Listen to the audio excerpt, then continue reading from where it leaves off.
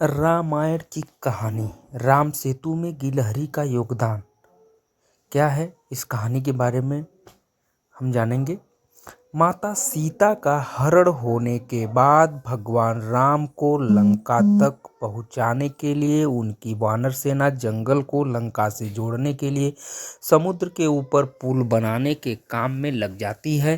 पुल बनाने के लिए पत्थर पर भगवान श्री राम का नाम लिखकर पूरी सेना समुद्र में पत्थर डालती है। भगवान राम का नाम लिखे जाने की वजह से पत्थर समुद्र में डूबने के बजाय तैरने लगते हैं। यह सब देखकर सभी वानर काफी खुश होते हैं और तेजी से पुल बनाने के लिए पत्थर समुद्र में डालने लगते हैं। भगवान राम पुल बनाने के लिए अपनी सेना के उत्साह, समर्पण और जुनून को देखकर काफी खुश होते हैं। उस वक्त वहां एक गिलहरी भी थी जो मुंह से कंकड़ उठाकर नदी में डाल रही थी। उसे ऐसा बार बार करते हुए एक वानर देख रहा था। कुछ देर बाद वानर गिलहरी को देखकर मजाक बनाता है। वानर कहता है, हे गिलहरी, तुम इतनी छोटी सी हो, समुद्र से दूर रहो, कहीं ऐसा न हो कि तुम इन्हीं पत्थरों के नीचे दब जाओ। यह सुनकर दूसरे वानर भी गिलहरी का मजाक बनाने लगते हैं। गिलहरी यह सब सुनकर बहुत दुखी हो जाती है। भगवान राम भी दूर से यह सब होता देखते हैं।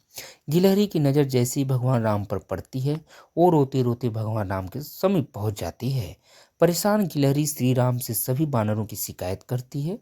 तब भगवान राम खड़े होते हैं और वानर सेना को दिखाते हैं कि गिलहरी ने जिन कंकड़ों व छोटे पत्थरों को फेंका था, वो कैसे बड़े पत्थरों को एक दूसरे से जोड़ने का काम कर रहे हैं। भगवान राम कहते हैं, अगर गिलहरी इन कंकड़ों को नहीं डालती तो तुम्हारे द्वारा फेंके गए सारे पत्थर इधर उधर बिखरे रहते।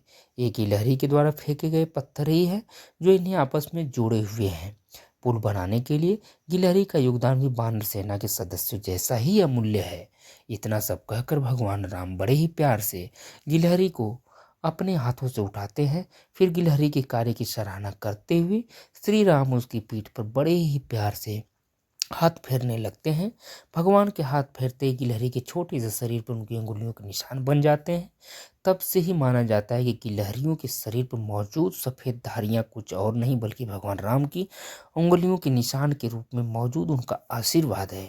कहानी से सीख, दूसरों के कार्य का मजाक नहीं बनाया जाना चाहिए। कार्य में किसी भी तरह का योगदान महत्वपूर्ण होता है। साथ ही दूसरों द्वारा मजाक बनाए जाने के बावजूद आपको अपना आत्मविश्वास नहीं खोना चाहिए। दोस्तों, हम आपके बीच ऐसी ही कहानियाँ लाते रहेंगे। कृपया करके आप सभी लोग मेरे चैनल को सब्सक्राइब करें, लाइक करें। आपका बहुत बहुत धन्यवाद, बहुत बहुत आभार। Thank you so much.